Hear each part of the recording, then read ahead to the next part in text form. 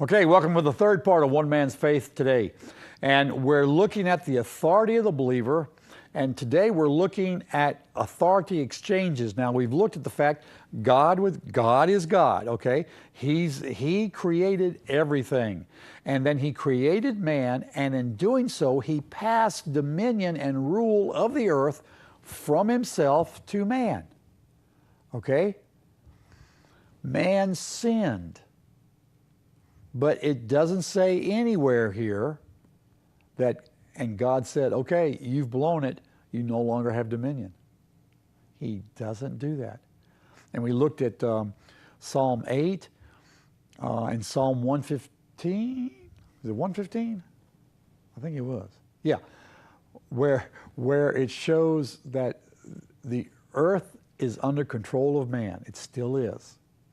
Okay, so number 6 was man gets disconnected. When he sins, man became disconnected from God, and he hid himself from God because he ate of the tree of good and evil and discovered some things he shouldn't have ever known.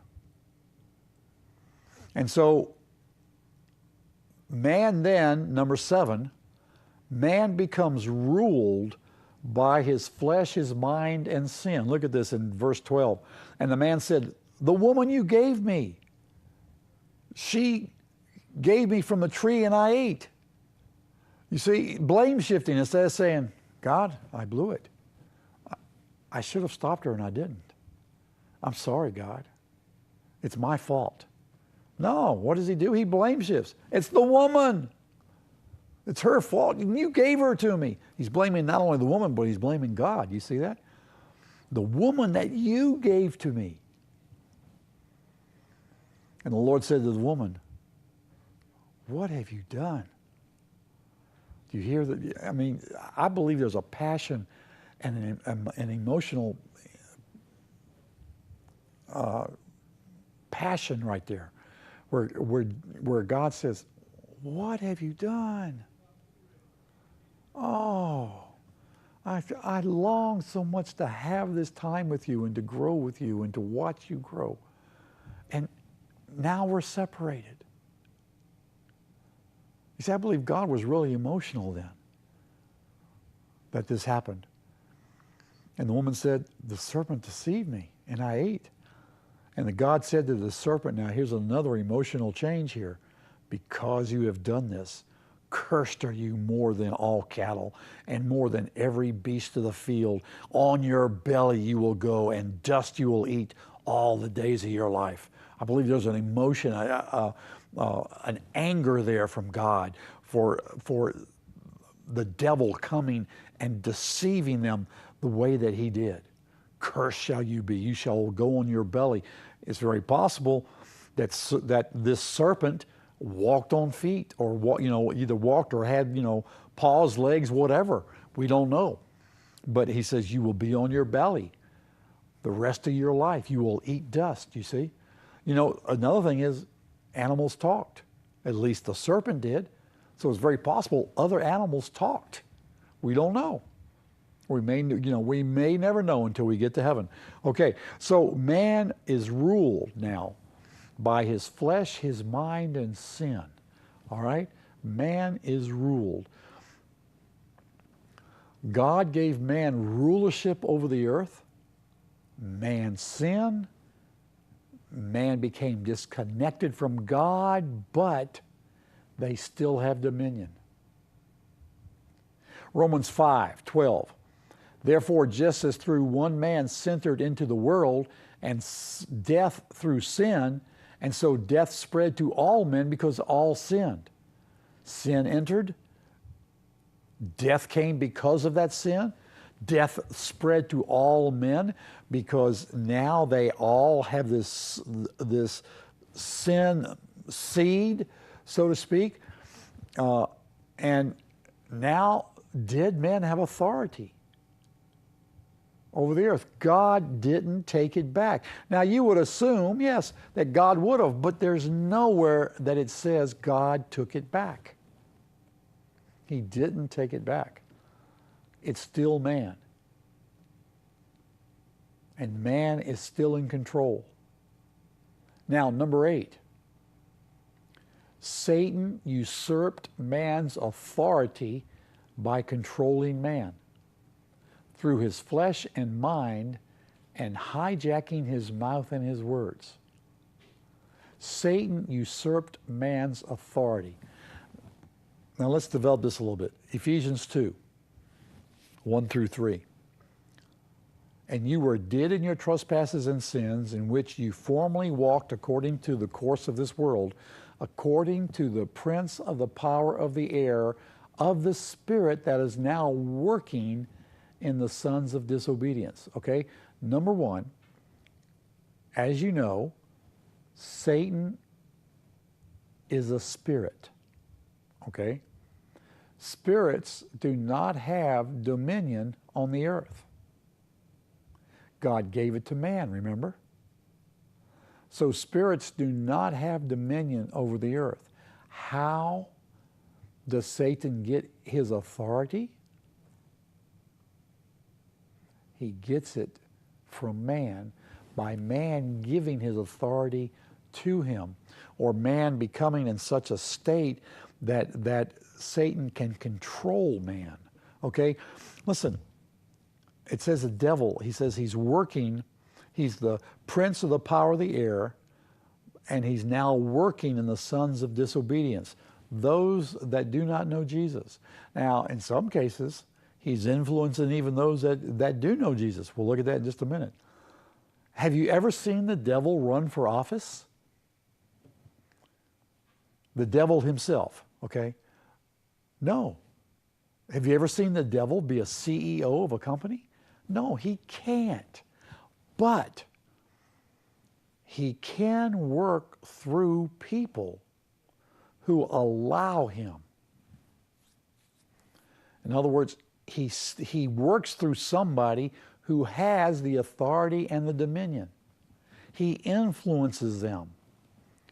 Proverbs 18:21 says, death and life are in the power of the tongue, and those who love it will eat its fruit. Death and life. Listen, how did God create things? It doesn't say, and he thought it. It doesn't say, and he just pointed and it came into existence.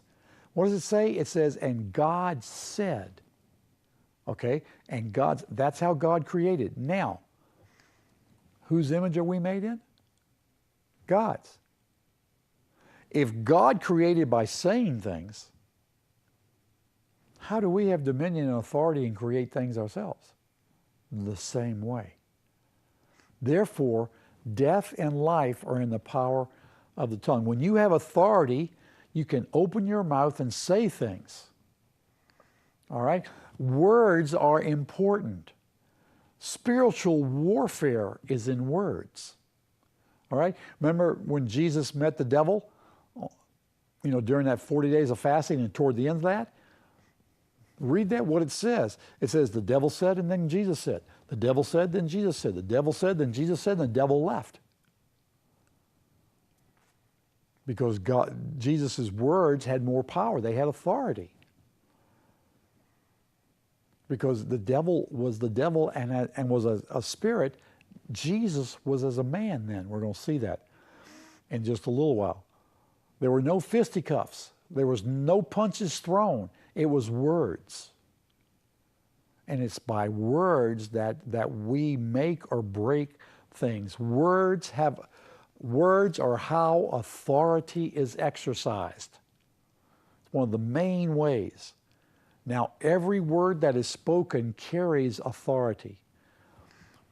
Dominion was never given to the devil. His words on earth do not matter. But there are, unfortunately, a lot of people who allow him to use their mouths. And so that's how the devil takes on authority. The only authority he gets, he usurps from human beings who have the authority because God gave it to man. James 3. You've probably heard this about the tongue. James 3 verse 6 says, and the tongue is a fire, a very world of iniquity. The tongue is set among our members as that which defiles the entire body and sets on fire the course of our life, and has set and is set on fire by hell. This is how that works. It's through our tongue and what we say. And it sets on fire things. You fool. Oh, you'll never be any good. Why do you even try? Why don't you just kill yourself? You know, those are, you know, that's death being spoken. Where we should, as I think Colossians says, Ephesians, let no unwholesome word proceed from your mouth.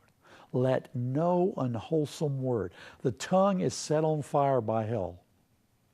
Proverbs 26 says, like a madman who throws firebrands, arrows and death, so is the man who deceives his neighbor and says, oh, wasn't I joking? See, we do that. We throw barbs at each other. Oh, I was just joking. But you've said it. Yeah, but God knows what I mean. No. Listen, this thing about God knows what I said is wrong. God knows what I meant. That's wrong. It is what you say. It is what you say. Because that's how things are created. And that's how things are destroyed, is by what we say. Listen, if you go around and someone says, how you feel today, and you say, oh man, I feel like I'm coming down with something. What have you done? You will come down with something. But I don't want to lie. It's not a matter of lie. It's a matter of walking in faith. Hey, listen, God's on my side. I'm going to make it through this thing, and I'm going to be better. Do you see what I'm saying? I'm changing. I'm creating something. And this is something we need to understand. Words are powerful. Words are powerful. Okay. Let's just take a little bit of a break. Think about that for just a minute. Grab that third cup of coffee, and I'll be right back.